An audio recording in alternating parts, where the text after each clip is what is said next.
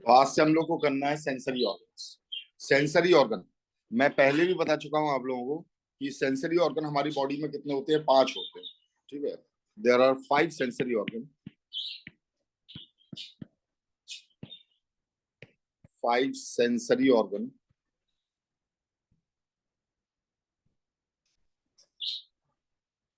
इन human body. कौन कौन से होते हैं भाई? तो सबसे पहले होता है आईज, दूसरा होता है ईयर्स, फिर होता है टंग, फिर होता है नोज, और फिर होता है आपका स्किन। ठीक है, तो ये 5 सेंसरी ऑर्गन होते हैं हमारे। सबसे पहले हम लोग देखने जा रहे हैं आईज को।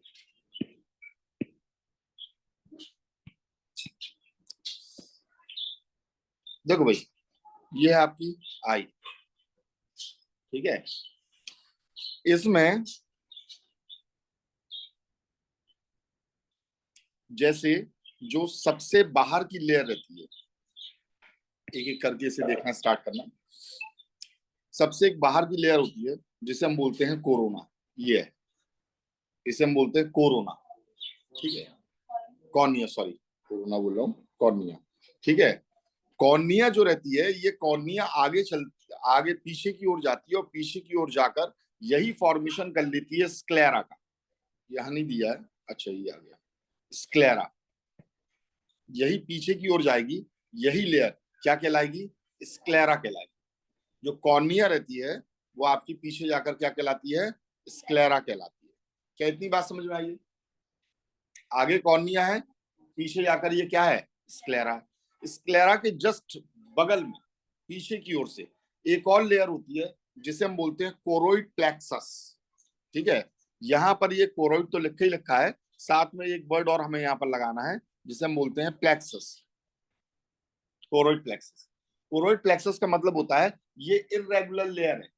इरेगुलर, जैसे नहीं अपन कपड़े तय करते हैं, फोल्ड करते हैं कपड़ों को, तो बस एक दूसरे के ऊपर ऐसे इरेगुलर रख देते हैं। ठीक है, तो इसे हम बोलते हैं प्लेक्सस। क्या बोलते हैं? प्लेक्सस बोलते हैं। समझ में आ गई बात? ठीक है, तो सबसे पहले आपने क्या देखा बेटा? सबसे बाहर की लेयर को हम क्या कहते हैं? कॉर्निया। ठीक है, और ये पीछे की ओर जाकर क्या बन जाती है? स्क्लेरा बन जाती है। ठीक है, स्क्लेरा के बगल से ही जो आपकी रहती है वो क्या होती है? उसे हम बोलते हैं कोरोइड प्लेक्सस। ठीक है भाई, एक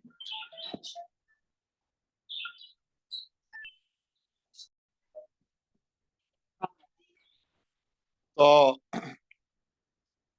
आगे कॉर्निया, पीछे आपका स्क्लेरा, उसके बगल से कोरोइड प्लेक्सस, और कोरोइड प्लेक्सस के बगल से ही आपकी जो नेक्स्ट लेयर रहती है उसे बोलते हैं रेटिना।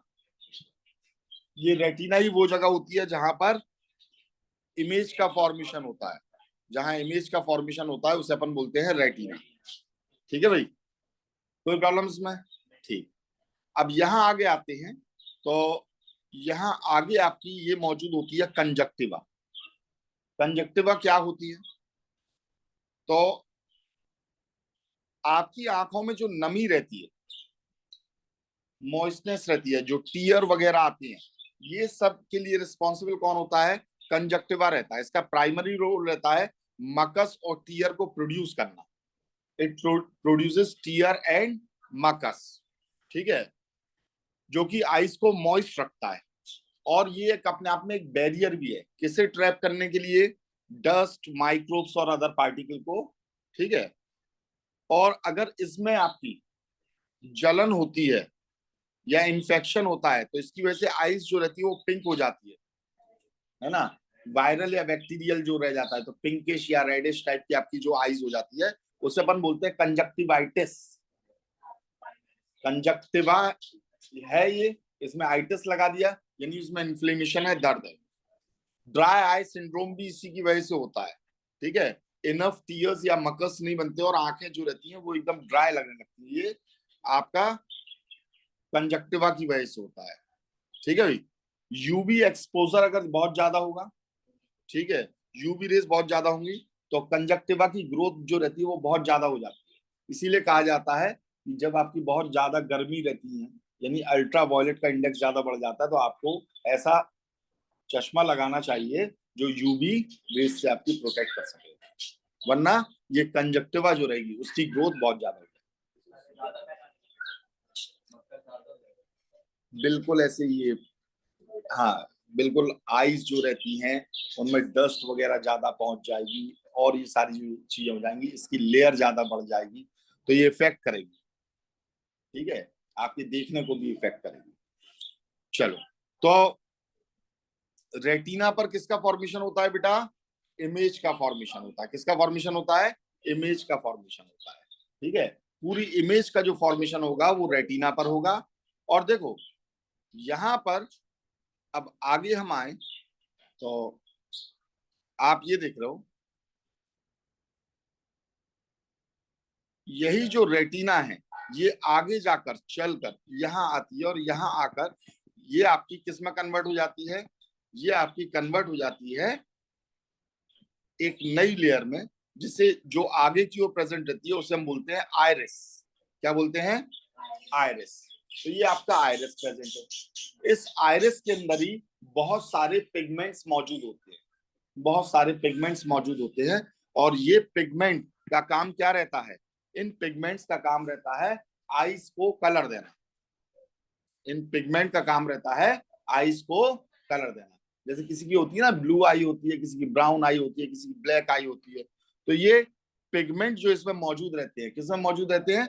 आयरिस में आपके जो पिगमेंट प्रेजेंट रहते हैं उन्हीं का काम रहता है क्या करना? कलर देना।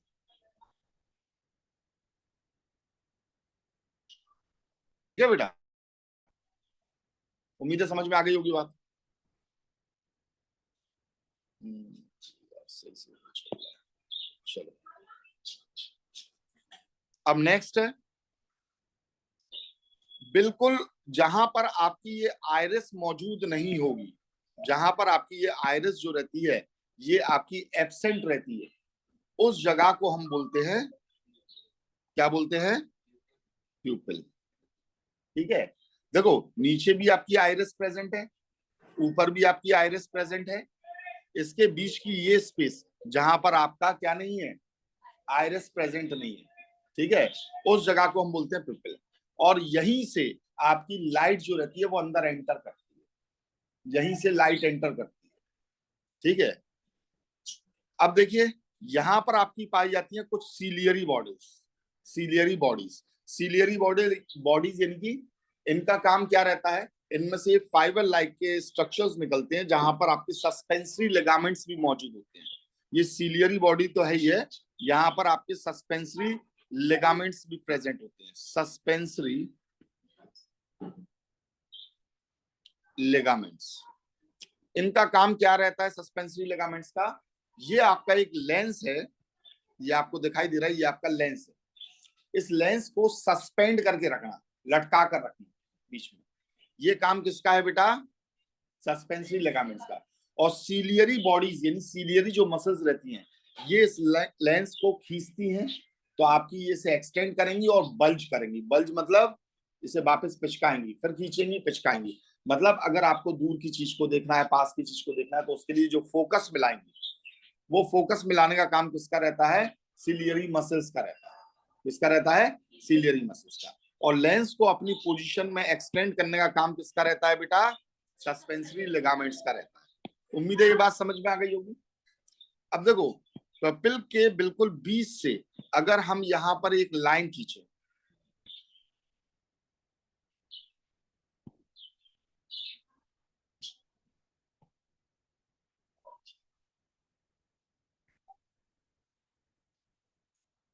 अगर बिल्कुल बीच से हम एक लाइन खींचे, तो यहाँ पर ये आपको गड्ढा दिखाई दे रहा है कि नहीं?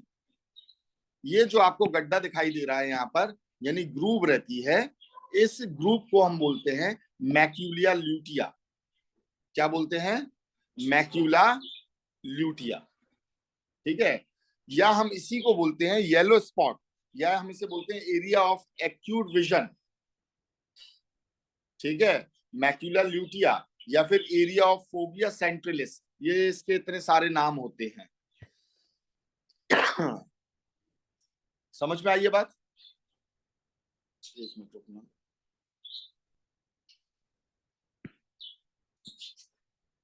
ठीक है, इसके इतने सारे ये नाम होते हैं, इन नामों को मैं यहां लिख देता हूं। मैक्यूला ल्यूटिया, या फिर हम इसे बोलते हैं एरिया ऑफ एक्यूट विजन,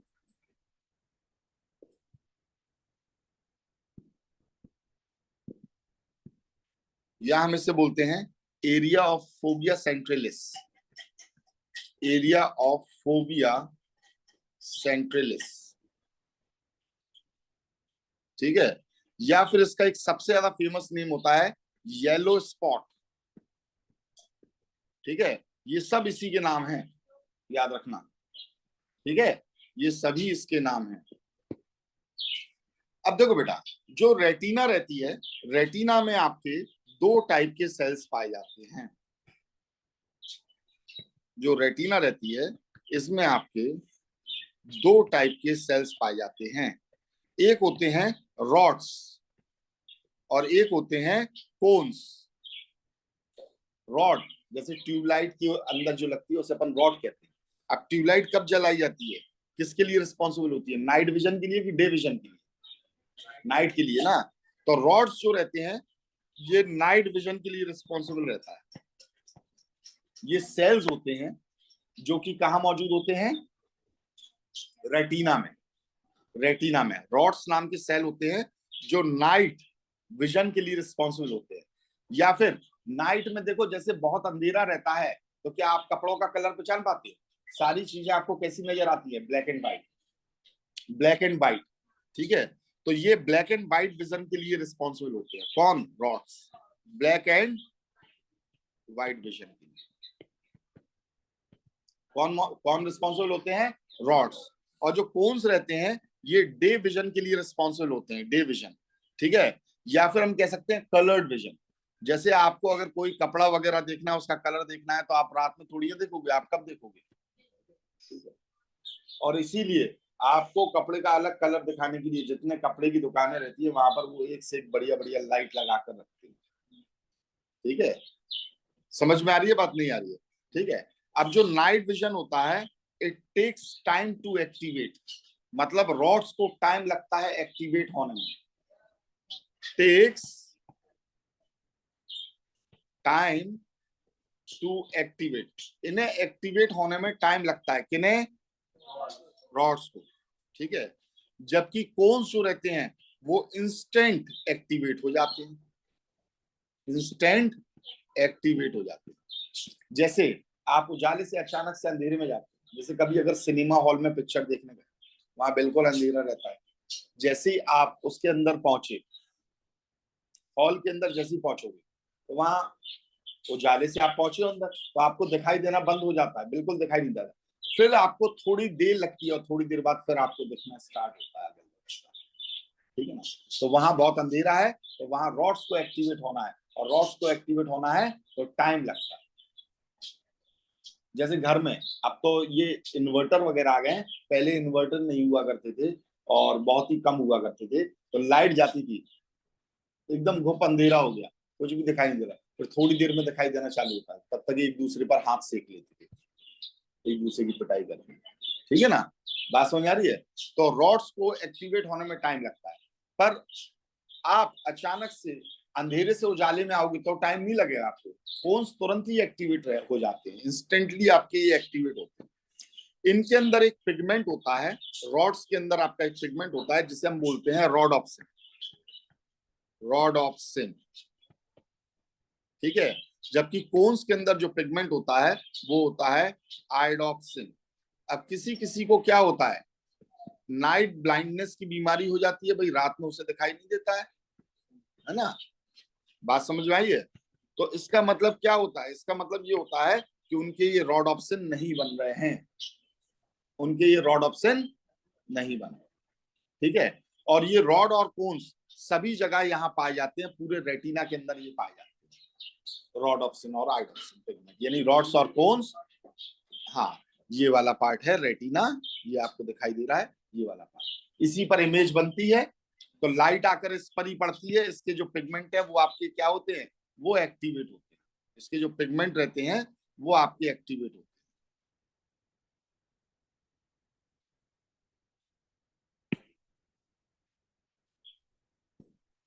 ठीक है भाई, वो पिगमेंट आपके यहाँ पर एक्टिवेट होते हैं। अच्छा, अगर आपको कोई बहुत बारीक चीज देखना है तो ये बताओ, अंधेरे में देखोगे कि उजाले में?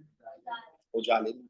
मैं अंधेरे में दूंगा तो आप कहोगे कल सुबह लेकर आना, उजाले में हम इसे देखेंगे, बहुत बारीक चीज देखेंगे। ठीक है, तो बारीक चीज देखने के लिए अच्छे से याद रखिएगा, आपको किस चीज की जरूरत है? उजाले की। और उजाले के लिए कौन से सेल्स रिस्पॉन्सिबल होते हैं? कोन्स। कॉर्निया नहीं, कोन्स। कोन्स रिस्पॉन्सिबल होते हैं। तो जो बहुत ज्यादा उजाले में आप देखते हो किसी चीज को, तो उसकी इमेज जहां बन रही है, बारीक चीज की जहां पर इमेज बन रही है, तो बनी बात है, बारीक चीज की जहां इमेज बन रही है, बनी बात है वहां पर कोन सबसे ज्यादा होंगे अमाउंट में। होंगे कि नहीं होंगे? और बारीक चीज की इमेज कहाँ बनती है? तो यही येलो स्पॉट पर बनती है, यानी मैक्यूला पर बनती है। यहाँ यहाँ बारीक चीज, जो भी बारीक चीज रहती है उसकी इमेज का फॉर्मेशन मैक्यूला पर होता है या येलो स्पॉट पर होता है। और येलो स्पॉट ऐसी जगह होती है जहां सिर्फ और सिर्फ आपके कोन्स ही मौजूद होते हैं, वहां पर आपके रॉड्स मौजूद नहीं होते। क्योंकि अगर वहां रॉड्स होते तो बारीक चीज को आप अंधेरे में भी देख पाते, अंधेरे में भी यानी ब्लैक एंड व्हाइट में भी आप देख पाते। बात समझ आ रही है? लेकिन बारीक चीज को आप उजाले में देखते हो, इसका मतलब बारीक चीज की इमेज यहाँ मैक्यूला पर बन रही है, यानी येलो स्पॉट पर बन रही है, और यहाँ पर मैक्सिमम क्या मौजूद रहेंगे? कोन्स। यहाँ कौन सी कोन्स रहते हैं या रॉड्स आपके एक्सेंट रहते हैं। ठीक है, इसीलिए इसे कहा गया एरिया ऑफ एक्यूट विजन, मतलब बहुत बारीक विजन, बहुत एक्यूरेट विजन, यहीं पर आपका फॉर्मेशन होता है। ठीक है, अब देखो, मैक्यूला के जस्ट नीचे जाएंगे, जब नीचे जाते हैं तो ये एक वो जगह रहती है, ये वाली जगह, ये देख रहे हो, ये वाली जगह, इस जगह को कहा जाता है ब्लाइंड स्पॉट। क्या कहा जाता है? Blind spot. क्यों कहा जाता है? इस जगह पर देखो येलो लाइन एब्सेंट हो गई कि नहीं हो गई? हो गई है। इस जगह पर येलो लाइन क्या हो गई है? एब्सेंट। तो मतलब इस जगह पर आपका रेटिना मौजूद नहीं होती है, और रेटिना नहीं होती है तो यहाँ इमेज का फॉर्मेशन नहीं होता है, जिसे हम ऑप्टिक डिस्क कह रहे हैं। इसी को हम कहते हैं, क्या कहते हैं बेटा? Blind spot. यहां पर कोई भी इमेज का फॉर्मेशन नहीं होगा। ठीक है, यहां पर रेटिना क्यों एब्सेंट होती है? क्योंकि देखो, आईज के अंदर जितनी भी ब्लड वेसल्स आ रही हैं और जो नर्व्स आ रही हैं, जो इंफॉर्मेशन को लेकर जाएंगी, वो सब कहीं ना कहीं से तो एंटर करेंगी आईज के अंदर, और कहीं ना कहीं से तो निकलेंगी। तो यही ब्लाइंड स्पॉट वो जगह होती है जहां से सारी ब्लड वेसल्स और सारी नर्व्स निकलती है। ठीक है, अब जो नर्व्स आईज से रिलेटेड होंगी उन्हें हम क्या कहेंगे? उन्हें हम कहेंगे ऑप्टिक नर्व्स, क्योंकि ऑप्टिक मतलब होता है आई। ऑप्टिशियन कहा जाता है ना चश्मे वाले को, है ना, और डॉक्टर को भी। ठीक है भाई, तो यहां से ऑप्टिक आर्टरी और ऑप्टिक नर्व्स जो रहती हैं, ठीक है, ऑप्टिक वेन्स जो रहती हैं, वो सब यहां से निकलती हैं, और ऑप्टिक नर्व्स भी यहां से निकलती हैं। Optic nerves and optic veins, ये सब यहां से निकलती हैं। वेन्स एंड आर्टरीज, वेसल्स कहते तो ज्यादा अच्छा है। ठीक है, तो ऑप्टिक वेन्स और आर्टरीज ये सब यहां से निकलती हैं। कहां से निकलती हैं? यही ब्लाइंड स्पॉट से होती है। ठीक है, कोई प्रॉब्लम इसमें बेटा? समझ में आ गई ये बात? ठीक। अब देखिए, ये जो लेंस रहता है, लेंस के आगे आपका एक चैम्बर होता है, जिस चैम्बर को हम बोलते हैं एक्वस चैम्बर। क्या बोलते हैं? या फिर हम इसे एंटीरियर चैम्बर भी बोल सकते हैं। एंटीरियर चैम्बर और एक्वस चैम्बर, और एक्वस चैम्बर भी हम इसे कह सकते हैं। इस चैम्बर के अंदर एक फ्लूइड भरा रहता है जिसे हम बोलते हैं एक्वस ह्यूमर। एक्वस ह्यूमर, ठीक है, एक्वस ह्यूमर, इस फ्लूइड को हम बोलते हैं क्या?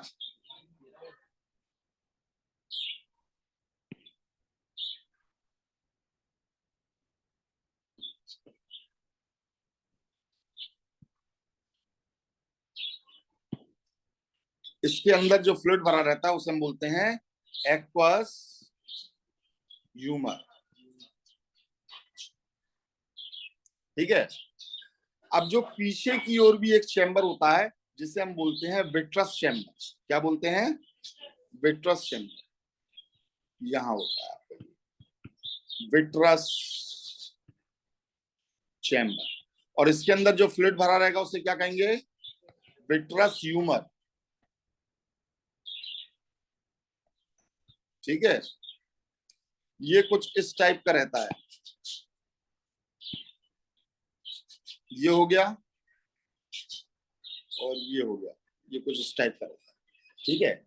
और यहाँ पर ये कैनाल होती है बीच में जिसे हम बोलते हैं हैप्लॉइड कैनाल। हैप्लॉइड कैनाल बीच की जगह। ठीक है। ये विट्रस बॉडी लिखा है ना, ये पार्ट हो गया विट्रस बॉडी का, ये हो गया विट्रस बॉडी का पार्ट। ठीक है। और हैप्लॉइड कैनाल, ये बीच की कैनाल को हम बोलते हैं हैप्लॉइड कैनाल। ठीक है भाई, कोई प्रॉब्लम इसमें? यहाँ पर ये जो फ्लूइड भरे हुए हैं, इन फ्लूइड का भी कहीं ना कहीं क्या काम रहता है? इनका काम रहता है, जैसे लेंस का काम रहता है रेस को कन्वर्ज और डाइवर्ज करना, तो कुछ हद तक इनके अंदर जो फ्लूइड रहता है वो भी बिल्कुल यही काम करते हैं। क्या काम करते हैं? रेस को कन्वर्ज और डाइवर्ज करना। और साथ में इनमें न्यूट्रिएंट्स और मॉइस्चर वगैरह पड़ा रहता है, आइस की बल्जिंग वगैरह के लिए आपकी ये रिस्पॉन्सिबल होती है। तो उम्मीद है ये सारी चीजें आपको यहाँ पर समझ में आ गई। ठीक है। एक बार फिर से हम लोग यहाँ पर पढ़ लेते हैं भाई कि हमारी ये आईज है, आईज में जो आगे का पार्ट होता है उसे हम बोलते हैं कॉर्निया, यही पीछे जाकर बनाता है स्क्लेरा। ठीक है। कॉर्निया जहां स्क्लेरा में कन्वर्ट होती है वहीं का पार्ट होता है कंजक्टिवा। कंजक्टिवा का काम रहता है मकस और टीयर्स प्रोवाइड कराना ताकि आईज में एक मॉइस्चर बना रहे। ठीक है। अब पीछे जो आपकी स्क्लेरा मौजूद है, स्क्लेरा के जस्ट बगल से इरेगुलर एक मेम्ब्रेन प्रेजेंट होती है जिसे हम क्या बोलते हैं? Choroid plexus. कोरोइड प्लेक्सस के जस्ट बगल में एक और मेम्ब्रेन होती है अंदर की ओर जिसे हम बोलते हैं रेटिना। रेटिना पर इमेज का फॉर्मेशन होता है। रेटिना में दो टाइप के सेल्स होते हैं, रॉड्स और कोन्स। रॉड्स रिस्पॉन्सिबल होते हैं नाइट विजन के लिए या ब्लैक एंड व्हाइट विजन के लिए, कोन्स रिस्पॉन्सिबल होते हैं डे विजन के लिए या कलर्ड विजन के लिए। रॉड्स थोड़ी देर लेते हैं एक्टिवेट होने में, और कोन्स जो रहते हैं वो इंस्टेंटली एक्टिवेट होते हैं। रॉड्स के अंदर जो पिगमेंट रहता है उसे हम बोलते हैं रोडोप्सिन, और कोन्स के अंदर जो पिगमेंट रहता है उसे हम बोलते हैं आइडोप्सिन। ठीक है। सबसे ज्यादा कोन्स कहां पर रहते हैं? तो वो रहते हैं मैक्यूलर ल्यूटिया पर या येलो स्पॉट पर या एरिया ऑफ फोबिया सेंट्रलिस, ये भी से नाम दिया जाता है, या एरिया ऑफ एक्यूट विजन कहा जाता है। यहाँ पर कोन्स मौजूद रहते हैं और कोई भी रॉड्स नहीं रहते हैं। तो क्वेश्चन आए where are rods absent? Rods कहां पर एब्सेंट होते हैं? तो आप लिखोगे येलो स्पॉट। येलो स्पॉट नाम मेनली याद रखिए और एक मैक्यूलर ल्यूटिया याद रखिए। ठीक है। अब एक जगह होती है जहां इमेज नहीं बनती है आईज में, वो कौन सी जगह होती है? Blind spot. ये कहाँ होती है? येलो स्पॉट के जस्ट नीचे होती है, और इसमें ऑप्टिक नर्व्स, ऑप्टिक वेसल्स यहां से ये निकलती हैं और अंदर आती हैं आईज के। ठीक है। इसे ऑप्टिक डिस्क भी कहा जाता है। लेंस के आगे जो चैम्बर रहता है उसे हम बोलते हैं एक्वस चैम्बर, और उसके अंदर जो फ्लूइड होता है वो एक्वस ह्यूमर कहलाता है। पीछे जो चैम्बर रहता है उसे विट्रस चैम्बर कहते हैं, उसके अंदर विट्रस ह्यूमर फ्लूइड होता है। ठीक है। और इसके बीच से आपकी एक हैप्लॉइड कैनाल निकलती है। ठीक है। विट्रस बॉडी भी कहा जाता है या विट्रस चैम्बर भी कहा जाता है। ठीक है। अब कंजक्टिवा के जस्ट नीचे आपकी मौजूद रहती है सीलियरी बॉडीज, और यही सीलियरी बॉडी आगे जाकर फॉर्मेशन करती है आइरिस का। आइरिस के अंदर पिगमेंट्स मौजूद होते हैं जो कलर देते हैं आइस को। जब ये पिगमेंट ढेर सारे होंगे तो ब्लैक कलर होगा। ठीक है। जब ये कम होते जाते हैं तो कलर आपका ब्लू होता जाता है। ठीक है। बात समझ आइए। अब यहाँ जो लेंस रहता है, ये लेंस इलास्टिक होता है, और ये लेंस आपका सस्पेंसरी लिगामेंट से सस्पेंडेड रहता है, और इसका काम रहता है जो भी रेज आ रही हैं उनकी इमेज को कहां पर बनाना? उसे फोकस करके बनाना रेटिना पर। रेटिना पर फोकस करके इमेज का फॉर्मेशन करना, ये काम किसका रहता है? लेंस का काम रहता है। ठीक है। आयरिस जहां पर एब्सेंट रहता है उसे हम बोलते हैं, क्या बोलते हैं? पपिल, जहां से आपकी लाइट जो रहती है अंदर एंटर करती है। ठीक है भाई। तो ये आपका आइस का डायग्राम हो गया। ठीक है। अब यहां कुछ एक टर्मोलॉजी आती है, वो टर्मोलॉजी क्या है? जैसे सबसे पहली टर्मोलॉजी आती है एकोमोडेशन। एकोमोडेशन, एकोमोडेशन का मतलब क्या होता है? आई का डिफरेंट डिस्टेंस पर फोकस करना। ठीक है। The process of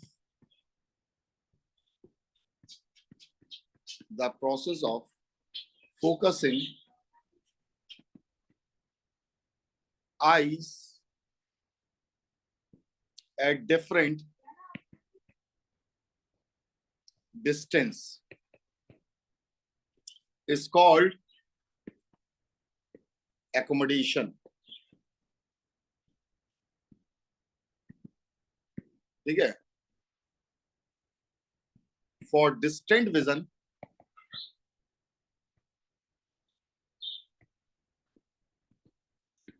the lens becomes more flattened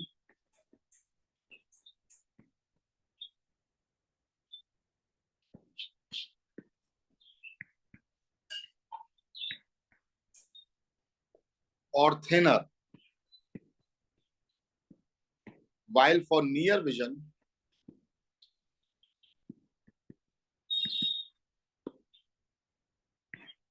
the lens becomes more convex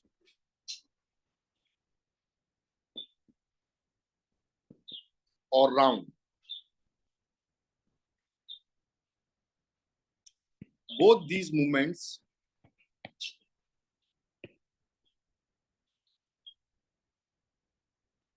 are brought about by ciliary muscles.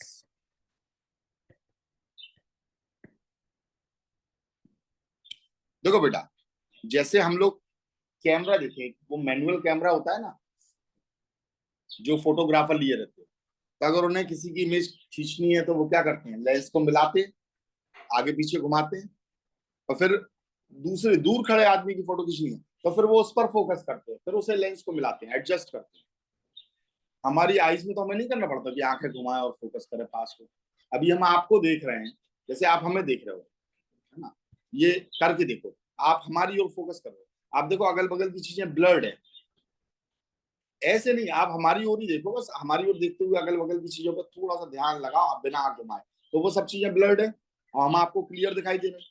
अब किसी दूसरी चीज को देखोगे, हम इसे देखेंगे तो आप क्या हो गए? आप अपने आप ही ब्लर्ड हो गए। हम जैसे इसे देख रहे हैं तो आप अपने आप ही ब्लर्ड हो गए। तो अब पीछे की चीज को देखा तो आगे वाला ब्लर्ड हो गया, आगे की चीज को देखा तो पीछे वाला ब्लर्ड हो गया।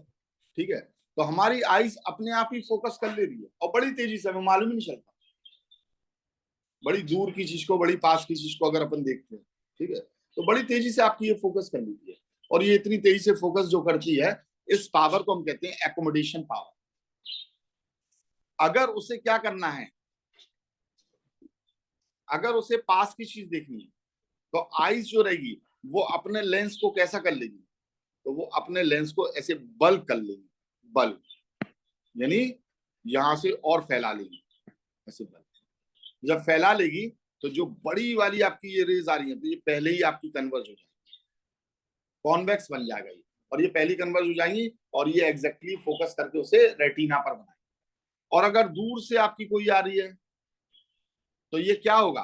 तो आपका ये फ्लैटेंड हो जाएगा, फ्लैटेंड यानी कि लेस कॉन्वेक्स हो जाएगा, ये लेस कॉन्वेक्स हो जाएगा। और लेस कॉन्वेक्स हो जाएगा तो अब इसकी इमेज को भी फोकस करने के लिए इसने लेस कॉन्वेक्स बन के यहाँ पर ये काम किया। ठीक है।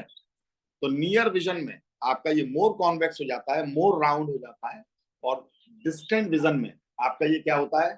थिनर हो जाता है, और थिनर हो जाएगा और लेस कॉन्वेक्स हो जाएगा। ठीक है, कॉन्वेक्स और कॉन्केव तो जानते होगे ना आप लोग, है ना, इतना तो फिजिक्स में पढ़ रखा होगा।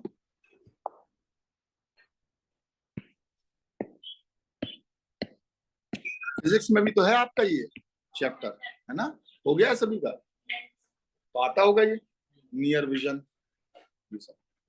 ठीक है, तो ये एकोमोडेशन हुआ, और ये एकोमोडेशन करता कौन है, कौन करवाता है, मसल को वल्ग और डीवल्ग कौन करेगा, तो ये होती है सीलियरी मसल्स। क्या होती हैं, सीलियरी मसल्स, जो बल्जिंग का और डीवल्जिंग का यहाँ पर काम करता है। ठीक है, अब यहाँ पर हमारे कुछ एक आते हैं defects, common defects of eyes, common defects of eyes.